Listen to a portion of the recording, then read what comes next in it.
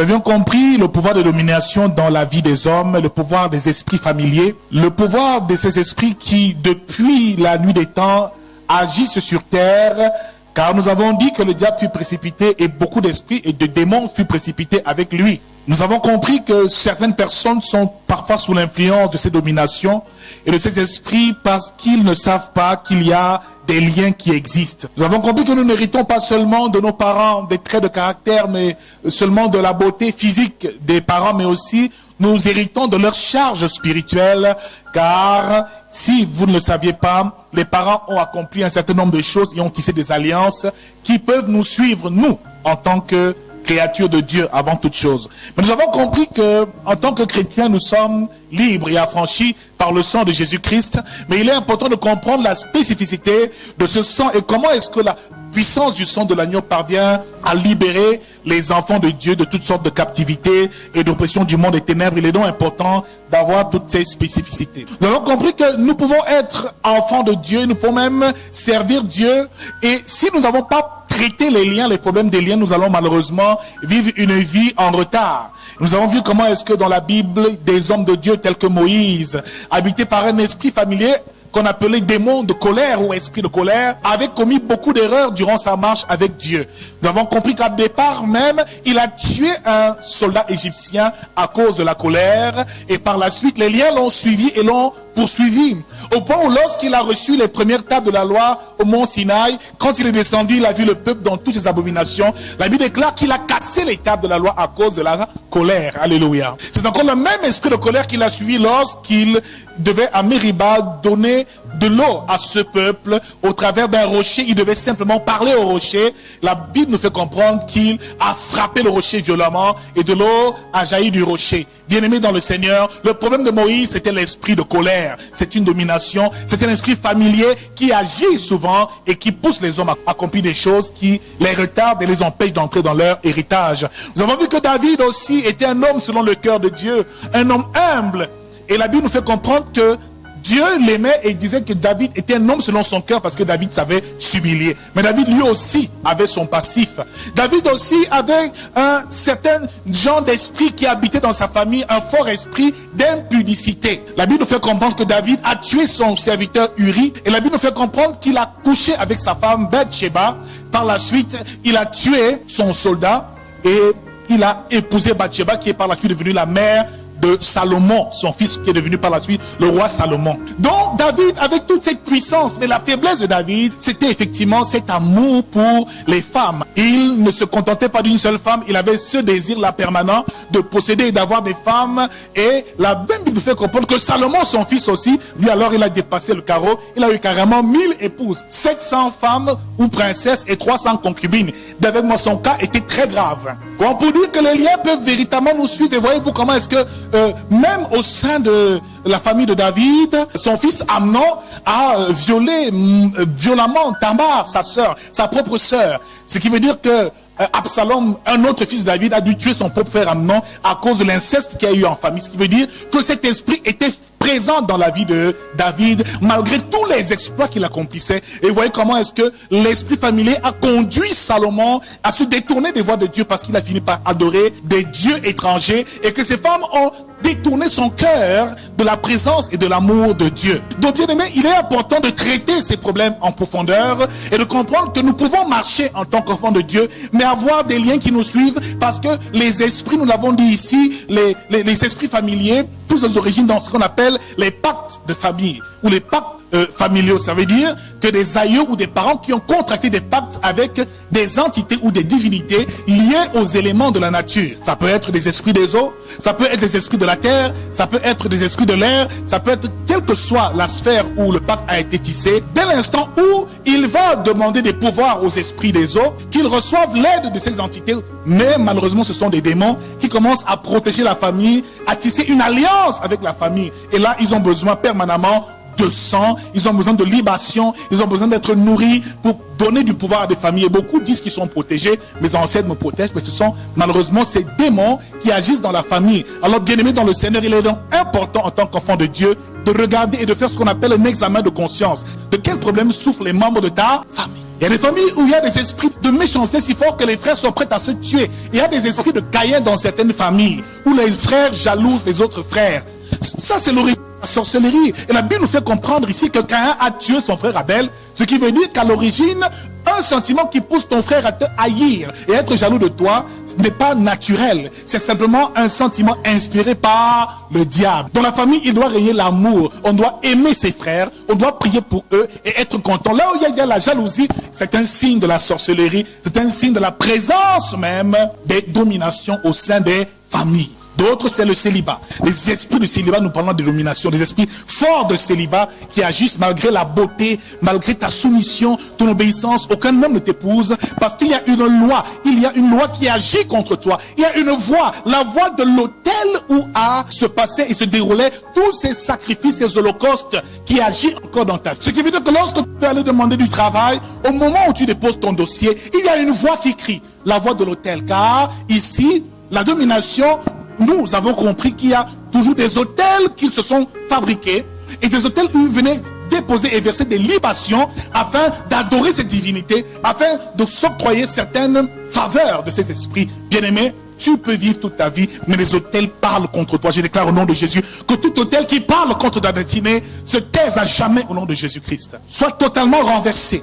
Alors cet esprit de célibat sait à quel moment agir. Au moment où l'homme veut déjà concrétiser, il vient là et crée quelque chose pour détruire ton projet de mariage. Il peut même te permettre de te marier, mais permanemment vient persécuter ton foyer et tu peux être marié, permanemment vivre sous des tensions terribles dans ton foyer parce que tu ignores qu'il y a un esprit familier qui est là, qui agit et qui rôde. Prends conscience que ces choses peuvent être des réalités. Nous avons vu qu'Abraham, le père de la foi, lui aussi a reçu l'appel de Dieu, mais la Bible nous fait comprendre que Sarah, sa femme, était stérile. La femme de son fils Isaac aussi, Rebecca était stérile autant pour moi. Par la suite, Jacob autant pour moi, la femme de Jacob était stérile. Abraham, Isaac lui était stérile. Jacob, sa femme Rachel était stérile. Donc c'est comme si de père en fils jusqu'à la descendance, toutes les femmes étaient stériles. C'est une domination, c'est un esprit qu'il faut combattre avec toute la force au nom de Jésus-Christ. Bien-aimés dans le Seigneur, réaliser cela est très important car il est important de délivrer, d'être délivré soi-même de ces liens, mais aussi de prier pour que ta famille tout entière soit délivrée de ces liens. Car ces parents qui ont contracté ces pactes peuvent mourir, mais ces esprits ne suivent que l'alliance, ne suivent que le sang des descendants. Et où que tu sois, ces esprits viennent seulement perpétuer cette alliance et te rappeler que toi là, ton nom c'est célibataire.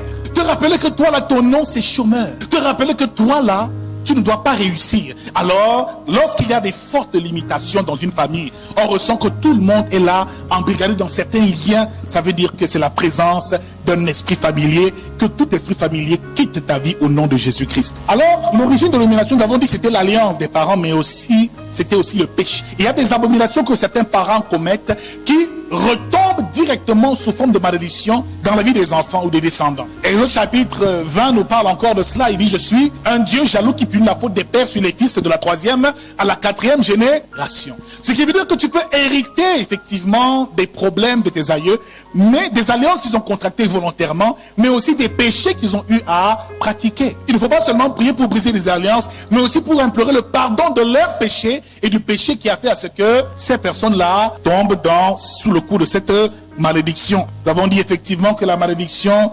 neutralise nos capacités, empêche notre volonté de s'épanouir, de se manifester, et la malédiction ferme le ciel, ce qui veut dire qu'il n'y a plus d'opportunité. Les gens se battent, font trop d'efforts pour très peu de résultats. Nous avions compris aussi que la première étape, c'était l'identification, les enquêtes, parce qu'il fallait investiguer un peu sur sa famille. Numéro 1, connaître l'histoire de tes ancêtres, de ta famille. Nous l'avions dit la dernière fois. Chacun d'entre nous doit connaître l'histoire de sa famille, connaître un peu ses origines, d'où vient ton aïeux, tes ancêtres, et quelle est l'histoire de ta famille. Par la suite, dans ces enquêtes et ces investigations, nous avons dit que le second point, c'était de découvrir l'origine de ton nom et des rites et des coutumes qui étaient pratiqués au sein de la famille. Ce qui veut dire que le nom, généralement, est attaché à la domination, est attaché à l'esprit familier qui domine sur la famille. Parfois, il y a des familles qui portent des noms d'animaux, ça peut être des familles qu'on appelle des lions, ça peut être une famille qu'on appelle des chèvres, ça peut être je ne sais pas quel nom d'animaux, ce qui veut dire qu'il y a parfois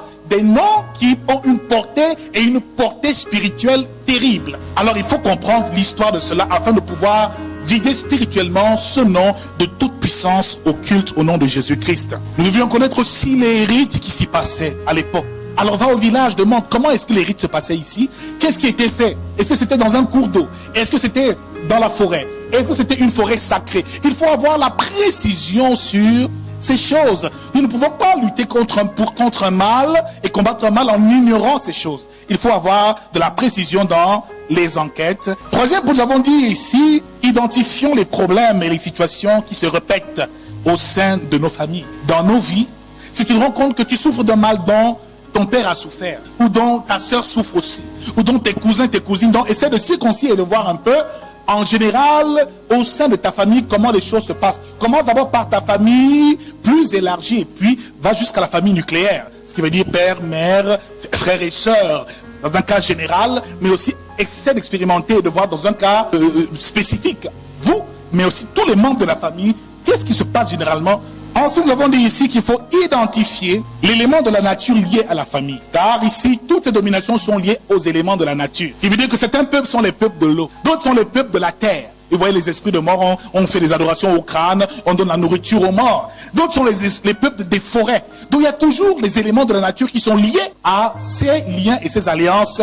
De quel peuple es-tu et comment ça se passe? Quel est l'élément de la nature qui est lié à ton problème et à ces esprits? Alléluia. Un autre point, nous avons dit identifier l'autel familial à présent. Identifier l'autel familial. Cet autel peut être simplement un lieu, un espace, un environnement, une case. Ça peut être une forêt sacrée, ça peut être même un arbre qui est dans cette famille depuis des générations où tout le monde vient souvent enterrer des choses et faire un certain nombre de rites, de rituels et de pratiques. Découvre cela. Il est important d'avoir au moins, même si physiquement tu ne le sais pas, il faut que tu aies la révélation du lieu où l'autel se trouve. C'est très important. Ça peut être une case, ça peut être un lieu en particulier où les aïeux, les ancêtres venaient faire des sacrifices à leur Dieu. Un autre point dans l'investigation, c'est d'identifier les points de contact spirituels. Ce qui veut dire qu'il y a ce qu'on appelle un point de contact. Ce qui veut dire généralement, c'est ce qu'on appelle l'idole. L'idole qui est attachée à l'autel. Souvent, ça peut être un masque, ça peut être une calebasse, ça peut être un point de contact. Ça peut même être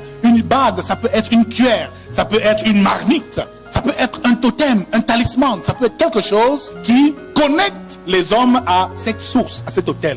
Ce qui veut dire que des gens peuvent être dans leur village avec l'autel là-bas, oui, mais ici, le chef de la sorcellerie est ici, mais il a juste une petite bague ou un chasse-mouche. C'est avec ça qu'il se connecte à son autel. Il y a toujours un point de contact qui lie les hommes à l'autel ancestral. Ça peut être ça, donc on laisse d'héritage en héritage. De père en fils, cela se transmet. On dit, mon fils, je vais mourir, prends ce chapeau, cette chécha. Mon aïeux le faisait. C'est avec ça, effectivement, c'est le point de contact avec cette autel et ses esprits. Identifie exactement l'autel familial. Nous avons dit un autre point aussi. Identifie les points de contact. En dernier lieu, dans l'investigation, il nous a été dit ici de découvrir les héritiers légaux de cet héritage. Même si les parents sont morts, laisse-moi te dire qu'il y a toujours ça peut être un neveu, ça peut être un oncle, un cousin, qui porte l'héritage, qui garde encore ces choses. Ça peut même être un petit enfant de 8 ans, tu ne le sais pas, mais c'est lui qui porte l'héritage spirituel lié à leur adoration. Alors bien aimé, découvre cet héritier. C'est donc lui qui deviendra l'homme fort établi dans cette famille, qui a pour but d'être l'agent de Satan qui empêche aux autres d'évoluer. C'est à cause de lui que le règne des ténèbres doit s'établir. Nous avons dit que Satan n'est pas omniscient ni omnipotent. Il a simplement un fort service de renseignement. Alors, nous avons vu qu'il y a des dominations, il y a les autorités, il y a les princes du monde des ténèbres, il y a aussi les esprits méchants dans les lieux célestes qui habitent au deuxième ciel, qui est le quartier général du diable, de Satan lui-même. Ce qui veut dire qu'il influence dans une maison, il a un agent, dans un village, il a un agent, dans une famille, il a un agent, dans un quartier, il a un agent. En fait, il fonctionne en service de renseignement. Alors, rassure-toi, qui est donc l'héritier légal de ces choses? Regarde ton voisin, ferme un œil, demande à quelqu'un, qui dans ta famille est l'homme fort et la femme forte établie par Satan? Qui est donc l'héritier? Qui a hérité? Est-ce que c'est toi-même, apporte les choses ici? Et nous allons prier pour toi. Alors, après avoir défini les héritiers légaux, et effectivement, tu découvres qui est l'héritier légal, celui qui a succédé, qui a reçu cette succession-là, et tu verras généralement qu'autour de lui, il y a ce qu'on appelle un groupe. Et c'est ça qu'on appelle parfois des groupes de sorciers ou de sorcellerie. C'est des personnes qui aiment toujours être ensemble, boire parfois du vin de palme ensemble à des cérémonies, toujours ensemble à des moments, qui sont solidaires comme il n'est pas permis. Tu te demandes, mais pourquoi est-ce que moi, je veux aussi inviter, il n'y a pas moyen, moi, il me repousse toujours. Quand j'arrive, ils se taisent, ils ne me disent rien. Tu ressens que là, c'est suspect. Et avec moi, c'est suspect. Alors, cette soirée, nous allons comprendre et commencer à entrer dans une autre phase de la délivrance, car après les enquêtes et les investigations, j'espère que tu as pu investiguer, il faut par la suite que tu passes à une étape qu'on appelle la délivrance, ou le renversement de ces autels, qui est une étape très importante pour pouvoir jouir véritablement de ta liberté. Ce qui nous emmène dans le livre de Juges chapitre 6. Nous allons même lire à partir du verset 14. On va lire un point ici, un autre point de l'autre côté. Juges chapitre 6. Nous sommes dans le livre de Juges chapitre 6 à partir du verset 14. Quand l'Éternel donne l'instruction à Gédéon, qui est juge en Israël, de combattre les Madianites lorsqu'il reçoit son appel. Juges chapitre 6 à partir du verset 12. Amen. Je lis au nom de Jésus. Alléluia. L'ange de l'Éternel lui apparut et lui dit, l'Éternel est avec toi, vaillant héros. Gédéon lui dit, ah mon Seigneur, si l'Éternel est avec nous, pourquoi toutes ces choses nous sont-elles arrivées? Et où sont tous ces prodiges que nos pères nous racontent quand ils disent, l'Éternel ne nous a-t-il pas fait monter hors d'Égypte? Maintenant, l'Éternel nous abandonne et il nous livre entre les mains de Madian. L'Éternel se tourna vers lui et dit, va avec cette force que tu as et délivre Israël de la main de Madian. N'est-ce pas moi qui t'envoie? Ah, mon Seigneur, avec quoi délivrerai-je Israël? Voici ma famille est la plus pauvre en Manassé et je suis le plus petit dans la maison de mon père. Amen. On survole, on va au verset 24. Au verset 24, Gédéon bâtit là un autel à l'Éternel et lui donna pour nom l'Éternel paix. Il existe encore aujourd'hui à Ophra, qui appartenait à la famille d'Abiézer. Dans la même nuit, l'Éternel dit à Gédéon, prends le jeune taureau de ton père et un second taureau de 7 ans. Renverse l'autel de Baal qui est à ton père et abat le pieu sacré qui est dessus. Tu bâtiras ensuite et tu disposeras sur le haut de ce rocher un autel à l'Éternel ton Dieu. Tu prendras le second taureau et tu offriras un holocauste avec le bois de l'idole que tu auras abattu.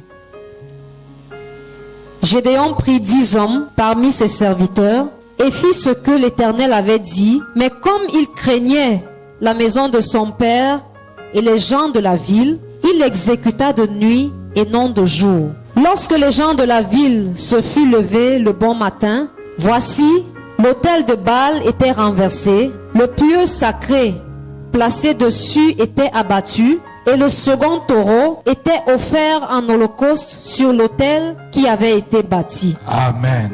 Que Dieu bénisse sa parole. Ce texte nous parle de Gédéon qui fut appelé par l'Éternel, et la Bible nous fait comprendre ici que Dieu envoie un ange qu'il appela vaillant héros.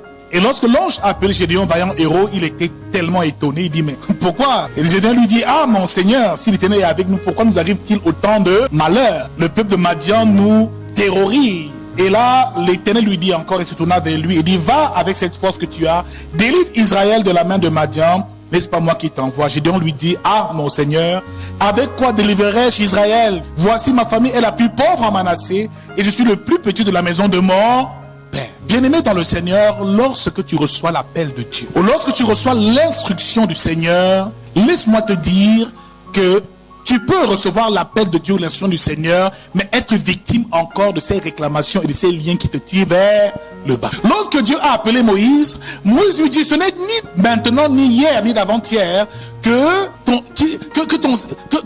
arrive de telles choses à ton serviteur. Car il dit, j'ai la langue, la bouche embarrassée. Ce n'est dit maintenant, ni d'hier. Ce qui veut dire que Moïse a reconnu devant Dieu son incapacité à œuvrer et à accomplir la mission que Dieu lui donne. Un peu plus tôt, il a d'abord dit, Éternel, comment vais-je parler à ce peuple? Donne-moi des garanties. Dieu lui donne le bâton. Dieu lui dit, écoute, mets ta main dans ton manteau, et puis par la suite tu purifieras cette lèpre qui sortira de ta même blanche pour impressionner les Égyptiens. Verse de l'eau par terre et il deviendra du sang. Moïse, malgré tout, c'était pas assez suffisant. Il lui dit par la suite que moi-même je ne sais pas parler. Je suis bègue, je n'arrive pas à m'exprimer. Ce qui veut dire que le signe qui montre qu'il y a effectivement un lien qui te retient, c'est que tu ressens en toi l'incapacité d'accomplir le plan de Dieu. Et même un peu plus loin, tu manques de volonté d'accomplir le plan de Dieu pour ta vie. Ce qui veut dire que tu perds la capacité et même le désir et la volonté de te battre. Ce qui veut dire ici, l'esprit familier était tellement établi dans la vie de Gédéon, au point où il le dit ouvertement. Ah mon Seigneur, avec quoi délivrerai-je Israël? Voici ma famille est la plus pauvre en Manassé et je suis le plus petit de la maison de mon père. Bien-aimé, quel était l'esprit familier qui dirigeait et qui dominait la famille de Gédéon? Il le dit. Ma famille est la plus pauvre en Manassé, un fort esprit de pauvreté. Il y a des familles pauvres comme ça où de père en fils ou de génération en génération, la pauvreté sévit. Celui-là, même si tu donnes quel million que réalise une affaire, elle ne se réalisera jamais, il ne pourra jamais accomplir le plan. Et Gédéon parlait sans le savoir et Dieu l'avait déjà compris. Par la suite, il est important de comprendre une chose, c'est que Dieu donne des instructions à Gédéon pour qu'il accomplisse sa mission et l'une de ces instructions, c'était d'accomplir une chose. Il dit, bâtis là un autel à l'Éternel et lui donne un ordre. Et il lui dit par la suite, dans la même nuit, l'Éternel dit à Gédéon, prends le jeune taureau de ton père et le second taureau de 7 ans, renverse l'autel de Baal qui est à ton père et abat le pieu sacré qui est au-dessus. Tu bâtiras ensuite et tu disposeras sur le haut de ce rocher un autel à l'Éternel, ton Dieu. Mon frère, il est donc important de comprendre une chose, c'est que pour pouvoir renverser l'autel de la maison de ton père, ou pour pouvoir jouir autant pour moi de ta liberté et pouvoir briser ce cycle de liens familiaux ou familiers infernal, il faut renverser un autel. Alléluia. Tant que l'autel est encore debout, il serait difficile pour toi d'accomplir des exploits tels que Dieu te l'a promis. Ici, il y a des personnes qui ne pourront jamais ou n'ont jamais atteindre le sommet dans leur fonction tant que l'autel de la maison de leur père subsiste encore. Tant que cet autel demeure, il faut numéro 1 renverser cet autel-là pour pouvoir jouir de la liberté, mais non seulement le renverser, par la suite rebâtir un nouvel autel pour véritablement faire asseoir la puissance de Dieu. Mais pour cela, il faut déjà savoir ce que c'est qu'un autel. C'est pour ça que le thème de cette soirée que nous allons introduire, c'est le mystère de l'autel, afin que nous puissions savoir ce que veut dire l'autel et qu'est-ce que c'est que l'autel.